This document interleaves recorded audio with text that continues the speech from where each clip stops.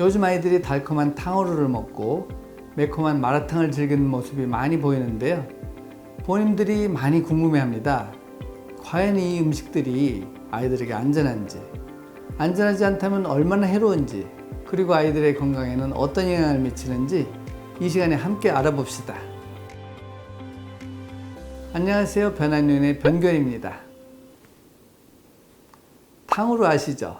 그 달콤한 과일을 설탕으로 코팅해서 바삭바삭하게 만든 간식입니다. 탕후루는 중국에서 시작된 전통 간식으로 과일이나 견과류에 설탕 시럽을 입혀 만든 음식인데요.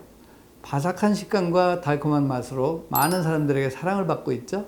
탕후루의 주재료는 과일과 설탕입니다. 과일은 비타민과 미네랄을 제공하지만 당도가 높은 과일은 영양 균형을 깨뜨릴 수 있는데, 탕후루에 사용된 과일을 보면 당도가 높은 과일이 많이 사용되는 것을 볼 수 있습니다. 과일에는 과당과 포도당이 있어서 과당은 간으로 가서 지방간을 만들고 포도당은 인슐린 대사를 거치기 때문에 많이 드셨을 경우에는 혈당이 조절이 잘 되지 않으면서 염증이 많아지게 됩니다. 탕후루의 가장 큰 문제는 과일을 감싸고 있는 설탕 시럽입니다. 설탕 시럽은 칼로리가 매우 높고 과다 섭취 시 비만이나 당뇨, 충치 등의 문제를 일으킬 수 있습니다. 특히 한참 공부에 집중해야 할 학생들의 경우 탕후루를 많이 먹게 되면 혈당이 급격히 올랐다가 떨어지면서 브레인 포그라는 멍 때리는 증상이 나타날 수도 있습니다. 그러니 부모님 입장에서는 공부 잘 하라고 배고플까봐 맛있는 간식 사 먹으라고 준 용돈으로 우리 아이들이 탕후루를 사 먹게 되면 오히려 집중력이 떨어지고 건강을 해치는 꼴이 되는 것이죠. 정말 안타까운 일입니다. 혀를 위해서 몸과 뇌가 희생을 했어야 되겠습니까? 우리 아이들도 공부만 가르칠 것이 아니라 음식이 우리 건강에 미치는 영향에 대해 공부를 해야 됩니다. 탕후루 한 개는 약 30에서 50g의 설탕이 들어갈 수 있는데요.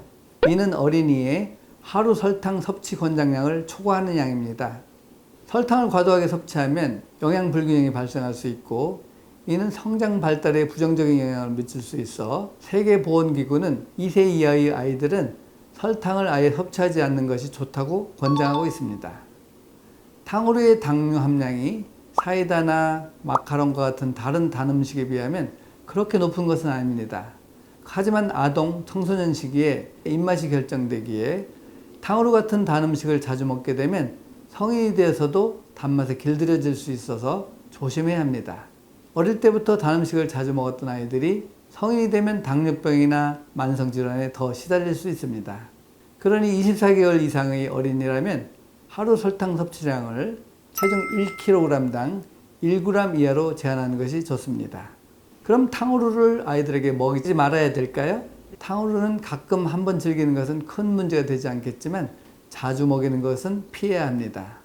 장기적으로 먹으면 아이들의 치아 건강에도 해로울 수 있고 비만이나 당뇨병과 같은 문제를 일으킬 수 있으니 아이가 탕후루를 너무 좋아한다면 정말 소량만 허용하고 대체할 수 있는 간식을 마련해주고 탕후루를 먹은 후에는 양치도 충분히 시켜주시기 바랍니다.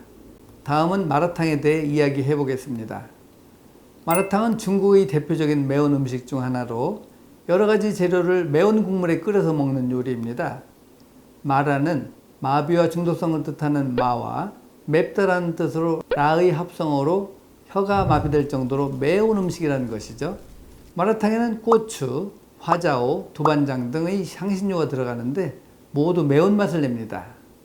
특히 화자오에는 캡사이신과 유사한 성분이 있어서 혀에 자극을 주고 소화기관에 강한 자극을 줄 수 있습니다. 이런 자극은 소화기관에 부담을 주어 위장염, 소화불량 등을 일으켜 속쓰림, 복통, 설사 등과 같은 증상을 유발할 수 있습니다. 마라탕은 한참 성장기의 아이들에게 아주 해가 되는 음식입니다. 매운 음식을 자주 섭취하면 소장 점막이 손상될 수 있으며, 소장 점막이 손상되면 영양소가 흡수되지 않아서 흡수장애로까지 이어질 수 있으며 면역력을 떨어뜨려 많은 질병을 앓게 될 수도 있습니다. 소장에서 영양소 흡수는 성장과 발달에 매우 중요한데, 이런 문제가 발생하면 아이들 건강은 물론 성장에도 부정적인 영향을 미칠 수 있습니다. 그리고 소장 점막이 손상되면 크론병이나 과민성 대장증후군과 같은 더 심각한 질환이 발생하여 만성질환으로 진행될 위험도 있습니다. 또한 1인분 기준으로 마라탕의 국물에는 나트륨이 3,550mg 정도 포함되어 있는데 이 나트륨 함량은 만성질환 위험 감소 섭취량 2,300mg을 훌쩍 넘는 수치입니다. 아이들이 이렇게 나트륨을 과다하게 섭취하게 되면 신장 기능에 부담을 줄 수 있으며 장기적으로는 고혈압과 같은 문제를 야기할 수도 있습니다.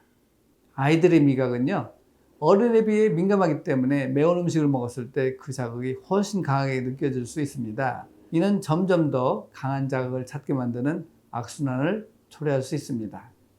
이렇게 해로운 음식을 맛이 있다는 이유만으로 계속 먹는다면 우리 아이들의 건강은 급격히 나빠질 수 있고, 나빠진 건강은 누구도 책임질 수 없기 때문에 이 음식이 건강에 해로운 이유에 대해 충분히 설명해 주시고 먹지 않도록 제지해 주셔야 합니다. 자, 그런데 아이들이 좋아하는 음식을 계속 먹지 말라고만 할 수는 없는 노릇이죠? 아이들에게 건강하게 먹일 수 있는 간식과 매운 음식은 없을까요? 탕후루 대신 많이 달지 않은 키위, 배, 블루베리와 같은 과일을 주거나 그 과일을 프락톨리고당이나 그릭 요구르트에 담가 먹게 하는 것이 좋습니다. 이렇게 하면 과일 본연의 단맛도 느낄 수 있고 비타민과 섬유질과 같은 영양소를 잘 섭취할 수 있습니다. 그리고 마라탕 대신에 예를 들어 맑은 국물의 스프나 야채 스프 등을 먹는 것이 좋습니다.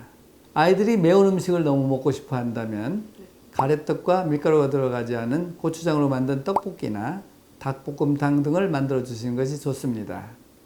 아이들의 건강한 성장을 위해서 그리고 소장 건강을 지키기 위해 자극적인 음식의 섭취를 줄이는 것이 중요합니다. 소장은 우리가 섭취한 음식에서 필요한 영양소를 흡수하고 면역 체계를 결정짓는 중요한 역할을 합니다. 그러니 건강한 식습관을 통해 아이들의 소장 건강을 지켜주세요.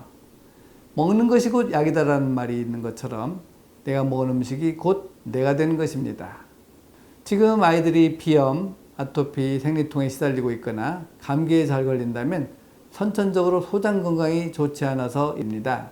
소장 건강이 좋지 않은 아이들이 달고 매운 음식을 계속 먹게 되면 점점 염증이 누적되어 만성질환을 겪게 될 수 있습니다. 소장이 좋은지 좋지 않은지를 검사한 후에 소장이 좋지 않다면 꼭 치료를 진행해 주세요. 언제나 말씀드리지만 장이 건강해야 몸이 건강합니다. 그럼 오늘 영상이 조금이나마 도움이 되었다면 좋아요와 구독 부탁드리고 여러분의 소중한 댓글과 질문도 언제나 환영하니 많이 남겨주세요. 그럼 다음 영상에서 만나요.